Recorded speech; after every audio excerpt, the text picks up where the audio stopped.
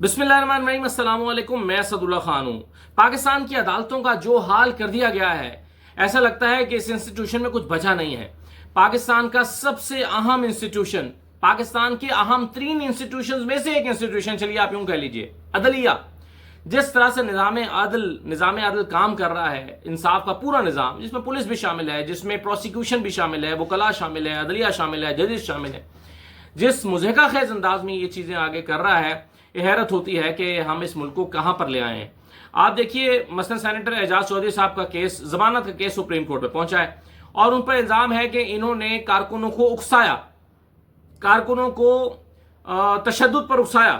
اچھا، اب کارکنوں کو تشدد پر اکسانا تو ظاہر ہے یہ ہوتا ہے نا کہ آپ ایک بندہ لبرٹی چوک میں کھڑا ہوا ہے یا کینٹ میں کھڑا ہوا ہے یا جائے بکوا کے قریب کھڑا ہوا ہے اور کارکنوں سے کہہ رہا ہے کہ چلو گھس جاؤ اندر، توڑ پھوڑ دو، تباہ کر دو۔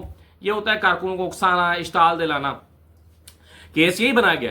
لیکن جب پولیس کو کہا گیا کہ شواہد پیش کریں تو پولیس نے سپریم کورٹ میں جو شواہد پیش کیے، چیف جسٹس کی سربراہی میں یہ بینچ تھا 3 رکنی، جو شواہد پیش کیے اس میں پیمرا کا ریکارڈ پیش کر دیا کہ انہوں نے ٹاک شوز میں بیٹھ کر جو ہے وہ کارکنوں کو اکسایا۔ تو اب اس پہ جب اعتراض ہوا اعجاز چودھری صاحب کے وکیل کی طرف سے کہ بھائی یہ تو ریکارڈ جو آپ پیش کر رہے ہیں تو ٹی وی ٹاک شوز کا ریکارڈ ہے، تو اس پر چیف جسٹس صاحب نے فرمایا کہ بے شک یہ انٹرویو ہیں مگر آپ کا موکل نوجوانوں کو اکسا تو رہا ہے۔ چیف جسٹس صاحب نے کہا کہ بھائی بے شک یہ انٹرویو ہے لیکن کارکنوں کو اکسایا جا رہا ہے۔ تو اس پر جسٹس شفیع صدیقی صاحب نے کہا کہ ایک انٹرویو 17 مئی کا ہے، ایک آڈیو 10 مئی کی ہے، یعنی 9 مئی کے وقوعے کے دونوں بعد کے ہیں۔ ایک 10 مئی کی آڈیو ہے، ایک 17 مئی کا واقعہ ہے۔ تو جسٹس شکیل احمد صاحب نے کہا کہ اگر یہ اکسانے کا کیس ہے تو 9 مئی یا اس سے پہلے کا کوئی ثبوت تو دکھائیں۔ آپ ریکارڈ لے کر آئے ہیں اور وہ بھی 9 مئی کے بعد کا، آپ ثبوت دیں۔ اکسانے کا کیس ہے تو 9 مئی سے پہلے کا ثبوت دیں تاکہ پتہ چلے کہ ہاں بھائی کس طرح سے کارکنوں کو اکسایا گیا ہے۔ لیکن ظاہر ہے کوئی ثبوت ہوں تو فراہم کیے جائیں۔ تو یہ کیس بہرحال اب ملتوی کر دی، سماعت اس کی ملتوی کر دی گئی اور پولیس کے پاس، پروسیکیوشن کے پاس اعجاز چودھری کے صاحب کے خلاف پیش کرنے کے لیے بظاہر ایسا لگتا ہے کہ کوئی ثبوت موجود نہیں ہے۔ تو یہ عدلیہ کا حال ہو گیا۔ عدلیہ کا حال یہ ہو گیا کہ کچھ عرصہ پہلے chief justice Lahore high court کا تقرر ہونا تھا اور اس کے لیے ظاہر ہے جوڈیشل کمیشن کے پاس 3 نام گئے، انہوں نے دونوں اوپر کے ناموں کو ریجیکٹ کر دیا۔ ظاہر ہے وہ اس قابل نہیں تھے کہ chief justice Lahore high court لگ سکے۔ جسٹس شجاعت کو، جسٹس علی باقر نجفی کو، دونوں کو انہوں نے چیف جسٹس نہیں لگایا اور کنسیڈر ہی نہیں کیا، مطلب کنسیڈر کرنے کے بعد چیف جسٹس نہیں لگایا۔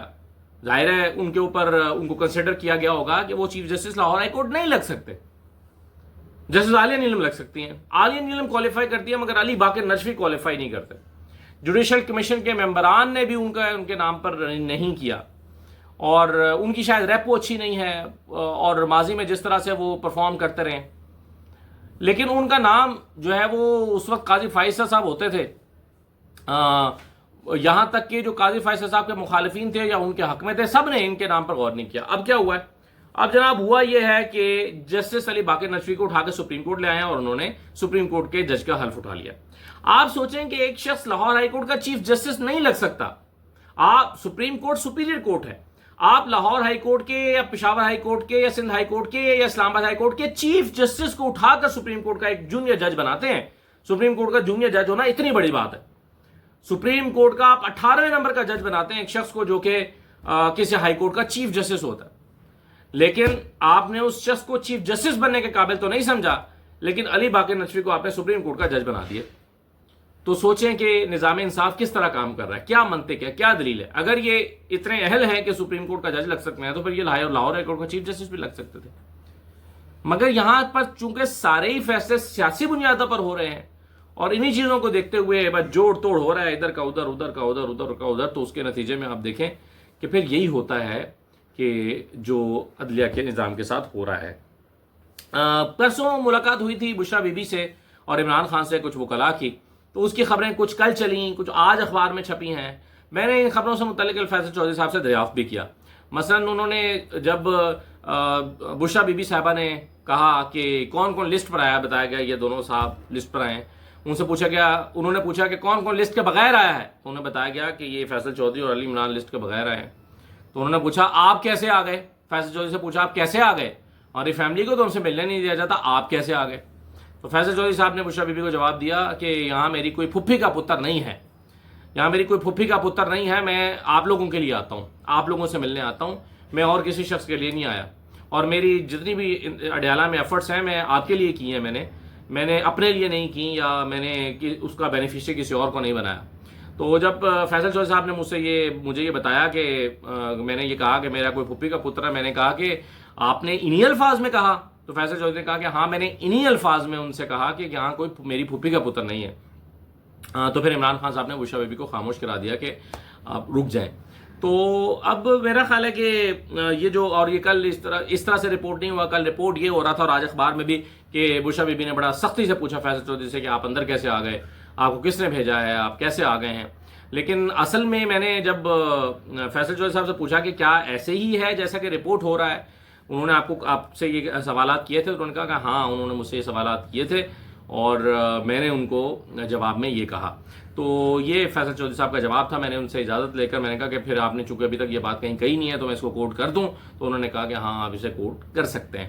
تو یوں یہ ہو رہا ہے۔ میرا خیال ہے کہ یہ ایک معاملہ کمپلیکیٹڈ سا ہو گیا ہے، اور اس کمپلیکیٹڈ سے معاملے کو، جس میں عمران خان صاحب شاید ایک بہت سخت موقف نہیں رکھتے کہ صرف وہی آئے گا جس کو میں بلاؤں گا، اور یہ ان کی ثوابدید ہے، کوئی اگر ان سے ملنے آ گیا ہے وہ موقع پر بھی کہہ سکتے ہیں کہ بھائی تمہیں چونکہ نہیں بلایا تھا، تم لسٹ میں نہیں تھے، تو تم واپس چلے جاؤ، جیسے انہوں نے رضیہ سلطان کے ساتھ کیا تھا۔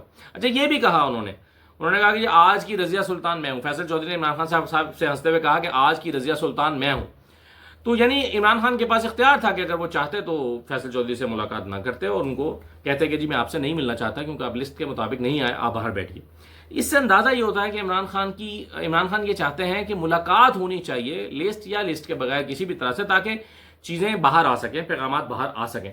اور عمران خان نے وکلاء کے ذریعے ہی یہ دیکھیے کہ ایک باہر جو اپنا تفصیلی پیغام بھیجا ہے، اس میں کئی چیزیں بڑی وضاحت کے ساتھ باہر آئی ہیں، اور اسی لیے آئی ہیں کہ ان سے کچھ لوگوں کی ملاقات ہوئی ہے۔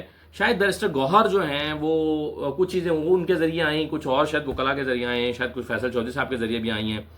اب عمران خان صاحب کا جو پیغام ہے وہ میں ذرا آپ کے سامنے پڑھ دیتا ہوں۔ کل کی ٹویٹ اگرچہ آپ کی نظر سے شاید گزر چکی ہو، لیکن اس میں 3-4 امپورٹنٹ پہلو ہیں، اس لیے میں اس کو ریڈ آؤٹ کر رہا ہوں۔ وہ کہتے ہیں کہ اسٹیبلشمنٹ سے مذاکرات کا ٹاسک کسی کو نہیں سونپا، یہ بہت کلیئر انہوں نے کر دیا۔ ڈیل نہ پہلے کی نہ اب کروں گا، ڈیل کا خواہاں ہوتا تو 2 سال قبل ڈیل کر لیتا، جس میں میرے خلاف کوئی بھی کارروائی نہ کرنے کے عوض 2 سال کی خاموشی کا مطالبہ کیا گیا تھا۔ یہ خبر دے رہے ہیں عمران خان کہ مجھے کہا گیا تھا کہ ڈیل کر لو، رہائی لے لو اور 2 سال خاموش رہو۔ اب دیکھیں 2 سال تو گزر گئے ہیں، تو 2 سال عمران خان اگر خاموش ہو جاتے، لیکن مسئلہ اس میں یہ تھا کہ پھر وہ ساری عمر ان کو تانا ملتا کہ آپ نے ڈیل کیا جیسے نواز شریف نے کی تھی، مگر عمران خان ڈیل نہیں کرنا چاہتے تھے، اس لیے انہوں نے جیل کاٹی، رہائی نہیں لی۔ 2 سال وہ کہتے ہیں مجھے خاموش رہنے کا کہا گیا۔ علی امین گنڈاپور اور اعظم سواتی نے مذاکرات کی خواہش کا اظہار ضرور کیا، لیکن میرے نزدیک مذاکرات بے معنی ہیں، لا یعنی ہیں، مذاکرات کا کوئی مطلب ہی نہیں ہے، ان مذاکرات سے کچھ نکلنا ہی نہیں ہے۔ تو یعنی عمران خان حکومت سے مذاکرات ہوں یا اسٹیبلشمنٹ سے ہوں، اس سے کوئی توقع نہیں رکھتے۔ وہ کہتے ہیں کہ کیونکہ دوسرے فریق کی نیت مسائل کے حل کی بجائے مزید کچھ وقت مستعار لینے کی ہوتی ہے، یعنی مجھ سے معاشرت صرف اس لیے کی جاتی ہے کہ مجھ سے وقت لے لیا جائے اور ہم احتجاج نہ کریں، باہر نہ نکلیں، وقت لینے کے لیے کی جاتی ہے اور کوئی وجہ نہیں ہے۔ وہ کہتے ہیں علی امین اور اعظم سواتی اپنے تئیں مذاکرات کرنا چاہتے تھے، میں نے پہلے بھی واضح طور پر بتایا ہے کہ بطور سیاسی جماعت مذاکرات میں کوئی قباحت نہیں، نہ کبھی مذاکرات کے دروازے بند کیے ہیں، لیکن مذاکرات کا اصل محور پاکستان، آئین اور قانون کی بالادستی اور عوامی مفاد ہو، نہ کہ میری یا میری اہلیہ کے لیے کسی بھی قسم کی ڈیل کی خواہش۔ پھر وہ کہتے ہیں مائنز اور منرلز بل کے حوالے سے جب تک وزیر اعلیٰ علی امین خیبر پختونخوا کی سیاسی قیادت تفصیلی بریفنگ نہیں دیتی، یہ عمل آگے نہیں بڑھے گا، ڈاٹ۔ یعنی واضح انہوں نے کہہ دیا مجھے بریفنگ دو، پھر میں اس پر اپنی اوپینین دوں گا، پھر یہ بات آگے بڑھے گی۔ اس کے بغیر یہ بل پاس نہیں ہو سکتا، چاہے یہ بل سونے کا بنا ہوا، چاہے یہ بل بہت ہی فائدہ مند ہو۔ اب علی امین گنڈاپور کے لیے مسئلہ یہ ہو گیا ہے کہ علی امین گنڈاپور اس کو پروسیڈ نہیں کر سکتے انٹل انلیس کہ وہ اس کو بریفنگ دے کر عمران خان کی نوٹ لے لیں۔ اچھا، پھر انہوں نے کہا کہ پچھلے 7 ماہ سے میرے رفقا اور میری بہنوں اور وکلاء سے ملاقات نہیں کرائی گئی اور نواز شریف کے روزانہ کی بنیادوں پر ملاقات ہوتی تھی، جبکہ میری دہشت کا یہ عالم ہے کہ میری ملاقاتوں میں اعلیٰ عدلیہ کے احکامات کے باوجود متعین کردہ دنوں پر بھی رکھنا ڈالا جاتا ہے، حتیٰ کہ میرے بچوں سے کال پر بھی بات نہیں کروائی جاتی، میری ذاتی معالج کو بھی مجھ تک رسائی نہیں دی جاتی۔ اچھا، پھر انہوں نے افغان پناہ گزینوں کے حوالے سے بات کی ہے کہ افغان پناہ گزینوں کے ساتھ روا رکھا جانے والا رویہ انتہائی افسوسناک ہے، اپنے اقتدار کی طوالت کے لیے مقتدر مافیا کسی بھی حد تک جانے کے لیے تیار ہے۔ افغانستان کے خلاف اپنائی جانے والی موجودہ پالیسی سے نفرت کو مزید ہوا ملے گی اور دہشت گردی میں مزید اضافہ ہوگا۔ پہلے ہی روزانہ کی بنیاد پر ہمارے معصوم شہری اور فورسز کے اہلکار شہید ہو رہے ہیں۔ اس پالیسی کے خلاف خیبر پختونخوا اسمبلی میں قرارداد پیش کریں گے۔ میرا خیال ہے جو کاٹلنگ میدان والا واقعہ ہے وہ عمران خان کے علم میں نہیں ہے، اگر ہوتا تو وہ یہاں پر اس کا ذکر ضرور کرتے۔ میرا خیال ہے عمران خان کو یہ بریف نہیں کیا گیا، انہیں نہیں بتایا گیا کہ یہ کیا واقعہ پیش آیا ہے، اور اس پر بہت ریزنٹمنٹ خیبر پختونخوا میں پائی جاتی ہے۔ یہ اس واقعے کو شاید میں اسلام آباد میں بیٹھ کے، آپ کراچی لاہور میں بیٹھ کر، یا فیصل آباد سیالکوٹ میں بیٹھ کر، ملتان میں بیٹھ کر اتنی امپورٹنس نہ دے رہے ہوں جتنا خیبر پختونخوا میں رہنے والا ایک شخص دے رہا ہے۔ خیبر پختونخوا میں اب 2 ایشوز جو ہیں وہ لوگوں کے سر فہرست ہیں۔ ابھی جتنے کنونشن ہوئے ہیں ان میں آئے لوگوں کے جذبات کو دیکھ کے پتہ چلتا ہے کہ ایک عمران خان کی رہائی، اس پر لوگوں کا بڑا غصہ ہے کہ ان کو مزید قید کیوں رکھا جا رہا ہے، اور دوسرا کسی آپریشن کی بازگشت جو ہونا یا نہیں ہونا، لیکن بہرحال اس کا ایک ریئیکشن عوام میں شدید پایا جاتا ہے خیبر پختونخوا میں۔ تو یہ ایک بڑی ریزنٹمنٹ ہے کے پی میں جو آپریشن کے حوالے سے یا کسی بھی قسم کی کارروائیوں کے حوالے سے۔ تو کاٹلنگ میں ہونے والا جو واقعہ تھا، ڈرون حملہ مبینہ طور پر، جس میں مبینہ طور پر عام لوگ مارے گئے، وہ عمران خان کے شاید علم میں نہیں ہے۔ میرا خیال ہے اگر ہوتا تو یہاں پر وہ اس کا ذکر کر دیتے۔ پھر وہ کہتے ہیں الیکشن ٹرائبونلز بالکل ناکارہ ہو چکے ہیں، عملاً ناکارہ ہو چکے ہیں، اپنے آئینی فرائض کی ادائیگی کے بجائے ان کی بھی پوری توجہ مافیا کو بچانے پر مرکوز ہے۔ خیبر پختونخوا اسمبلی سے ایک قرارداد منظور کی جائے جس میں chief justice Peshawar high court سے مطالبہ کیا جائے کہ الیکشن ٹرائبونلز کے ججز کو ہدایت کریں کہ تحریک انصاف کے زیر التوا تمام الیکشن پٹیشنز پر جلد از جلد فیصلہ کیا جائے۔ تو اب یہ جو ہے انہوں نے بہت اس کو میں سمجھتا ہوں کہ اس پر اپنی بڑی واضح رائے کر دی، اور یہ تو ہمیں پتہ ہی ہے کہ ٹرائبونلز کوئی کام کر ہی نہیں رہے۔ آپ نے ریٹائرڈ ججز لگا دیے، وہ ججز جو ججز رہے بھی نہیں تھے وہ لگا دیے، وہ ججز جو ججز بن نہیں سکتے وہ لگا دیے، عدلیہ میں اپنی ڈیوٹیز پرفارم نہیں کر سکتے وہ لگا دیے۔ تو عملی طور پر تو یہ ٹرائبونل جو ہے وہ بالکل ایک فلاپ آئیڈیا بنا کے رکھ دیا گیا۔ پھر اسی طرح سے آپسی اختلافات کے حوالے سے عمران خان نے کہا تھا کہ پارٹی ممبران کی آپسی اختلافات کا عوامی فورمز اور میڈیا پر اظہار اپنی مخالفین کو فائدہ پہنچانے کے مترادف ہے۔ اختلافات کو پبلک کرنے کی بجائے اس امر کو یقینی بنائیں کہ معاملات کو بہتر طریقے سے پارٹی فورمز پر حل کر سکیں۔ تو یہ ہے جناب عمران خان، اور کچھ اور بھی انہوں نے آخری پیراگراف میں جو ہے وہ اپنی پارٹی کے حوالے سے کہا ہے کہ یہ وفاق کو ساتھ ملا کر چلنا، اور یہ واحد وفاقی جماعت ہے جو اپنے طور پر کسی بھی وقت ملک میں بڑی احتجاجی تحریک چلا سکتی ہے۔ کوئی بھی جماعت کمزور تب ہوتی ہے اگر عوام اس کے ساتھ نہ ہو۔ تو عمران خان سمجھتے ہیں کہ عوام ان کے ساتھ ہیں اور ایک بڑی احتجاجی تحریک چلائی جا سکتی ہے۔ اچھا، اب یہ تو عمران خان صاحب کی ٹویٹ تھی، لیکن یہ ہے کہ اس سے اندازہ یہ ہوتا ہے کہ واضح طور پر عمران خان ان تمام چیزوں پر اپنا ایک واضح موقف اور رائے رکھتے ہیں، اور اس میں کوئی ابہام موجود نہیں ہے۔ مثلا وہ سمجھتے ہیں کہ بات چیت سے ان کو کچھ ملنے والا نہیں ہے، اور صرف وقت حاصل کرنے کے لیے ان سے بات چیت کا ڈھونگ رچایا جاتا ہے، اس لیے وہ بات چیت کے حق میں نہیں ہے، اور وہ کوئی ڈیل نہیں چاہتے، وہ باہر آنے کی جلدی میں نہیں ہے۔ ٹرائبونلز کے حوالے سے رائے، عدلیہ کے حوالے سے رائے ان کی بڑی واضح ہے، دہشت گردی، افغان پناہ گزینوں کے حوالے سے رائے بڑی واضح ہے، اسی طرح سے انہوں نے مائنر منرل بلز کے حوالے سے رائے ان کی بڑی واضح ہے۔ تو اس پر انہوں نے اپنا ایک واضح موقف دے دیا ہے۔ وزیر اعظم پر بڑی تنقید ہو رہی ہے جی کہ کسی کا نوالا چھین کر کسی اور کو تھما دیا گیا ہے۔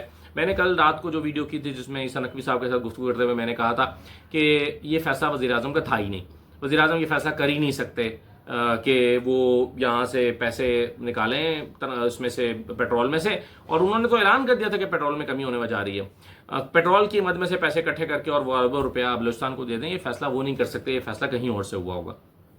اچھا، اب شہباز شریف صاحب پر بڑی تنقید ہو رہی ہے کہ بھائی، اور ظاہر ہے وہ منطقی طور پر ہو رہی ہے کہ آپ کسی ایک کے منہ سے نوالا نکال کر کسی اور کو کیسے دے سکتے ہیں؟ پورے ملک میں لوگوں کی معاشی حالت بہت پتلی ہے، اور لوگ 250 روپے لیٹر پیٹرول افورڈ نہیں کرتے۔ ایک عام آدمی بیچارہ جو 20-25 ہزار روپے کماتا ہے، وہ یا ایون 30-35 ہزار روپے بھی کماتا ہے، وہ اپنی جو کیا کہتے ہیں اپنے تنخواہ میں سے موٹر سائیکل پر اپنے دفتر جاتا ہے، تو وہ افورڈ نہیں کرتا۔ پیٹرول بہت مہنگا ہو چکا ہے، اچھے خوشحال لوگ افورڈ نہیں کرتے جی۔ خود میں جب ٹنکی فل کراتا ہوں اپنی گاڑی میں، مجھے بھی ایک دفعہ تکلیف ہوتی ہے کہ یار یہ اتنے پیسے جو ہے وہ پیٹرول کی مد میں جا رہے ہیں۔ ہر شخص کو تکلیف ہوتی ہے، خوشحال لوگ جو ہیں ان کو بھی، تو جب ہاں وہ ایک بہت ایلیٹ کلاس ہے، ان کو شاید فرق نہ پڑتا ہو، ان کو پتہ نہ ہو کہ ان کا کتنے کا پیٹرول مہینے کا لگ رہا ہے، لیکن 95% یا 98% لوگوں کو بہرحال بہت فرق پڑتا ہے۔ اب آپ ان کو تو ریلیف نہیں دے رہے، لیکن آپ ایک صوبے کو ریلیف دے رہے ہیں۔ چلیے آپ نے دے دیا کہ وہاں پر سڑکیں بنانا ضروری ہے، سوال یہ پیدا ہوتا ہے کہ پھر تو سندھ بھی کہہ سکتا ہے کہ جناب 10 روپے پیٹرول بڑھائیے اور 10 روپے کا لیٹر بڑھا کر آپ میرے بھی سڑکوں کو ٹھیک کیجیے، میرا بھی سکھر حیدرآباد موٹر وے نہیں ہے، میرا پورا سندھ ٹوٹ پھوٹ کا شکار ہے، کوئی موٹر وے یہاں پر موجود نہیں ہے، آپ یہاں پر بنا دیجئے۔ بلوچستان کا آرگومنٹ یہ تھا کہ جی ہمارے بلوچستان میں کوئی موٹر وے نہیں ہے، تو کوئی موٹر وے تو سندھ میں بھی نہیں ہے، پھر چلیں کچھ 2-4 سڑکیں ٹھیک ہوں گی شاید، لیکن مجموعی طور پر سندھ کا بھی برا حال ہے، تو وہاں پر پھر آپ کیا کریں گے؟ ان کی بات بھی مانیں گے؟ اسی طرح سے پنجاب میں ایجوکیشن کا بڑا برا حال ہے، صحت کا بڑا برا حال ہے، تو کیا پھر آپ پیٹرول پر 10-10 روپے بڑھا کر باقی صوبوں کی اعانت کرتے رہیں گے؟ تو یہ ہو نہیں سکتا۔ تو یہ بڑا عجیب و غریب سا فارمولہ ہے ایک جو طے ہوئی ہے۔ اس میں کل پیپلز پارٹی کا نوید قمر صاحب کہہ رہے تھے کہ یہ بہانہ ہے کہ بلوچستان کو پیسے جائیں گے، بلوچستان کو نہیں جائیں گے، حالانکہ پیپلز پارٹی کی اپنی حکومت ہے بلوچستان، وہ کہتے ہیں بلوچستان کو نہیں جائیں گے، انہوں نے قومی خزانے میں پیسے ایڈ کرنے کے لیے بہانہ نام بلوچستان کا لیا اور جو ہے وہ اپنے خزانے کو اسٹرینتھن کرنے کے لیے سب کیا۔ یہ نوید قمر صاحب کی رائے ہے۔ آخر میں اوورسیز کنونشن ہوا ہے جی پاکستان میں، اسلام آباد میں، اور اس میں ایک بڑی، میں ہر ایک کو سن رہا ہوں، بڑا لوگ کہہ رہے ہیں کہ جی حسن نواز کیوں نہیں آیا اور حسین نواز کیوں نہیں آیا اوورسیز کنونشن میں، یہ دونوں کیوں نہیں آئے؟ بھائی ان کا کیا لینا دینا پاکستان سے؟ ان کی حکومت چل رہی ہے، بس ان کے لیے یہ کافی ہے۔ وہ گئے ہیں نا بیلاروس، انہوں نے پاکستان میں انویسٹمنٹ لے کر نہیں آنی۔ یہ لوگ 1990 سے لے کر آج تک پاکستان سے پیسے باہر بھیج رہے ہیں، پاکستان میں صرف اتنا آتا ہے جتنا یہاں پر انہوں نے خرچ کرنا ہوتا ہے، وہ بھی شاید خرچہ کوئی اور کر دیتا ہے جب حکومت میں ہوتے ہیں، کہاں خرچ کرتے ہیں۔ وہ تو میں نے آپ کو بتایا تھا کہ اللہ بخشے جو نواز شریف صاحب کی والدہ تھیں، ان کو مساج کرنے کے لیے جو خاتون آتی تھی اس کی تنخواہ بھی پنجاب اسپورٹس بورڈ سے دی ہوئی تھی، اور 40-45 ہزار روپے اس کی تنخواہ تھی، وہ بھی اپنے پلے سے نہیں دیتے تھے۔ تو آپ حسن نواز اور حسین نواز سے مطالبہ کر رہے ہیں کہ یہ آئیں پاکستان اور پاکستان آ کر انویسٹمنٹ لے کر آئیں گے؟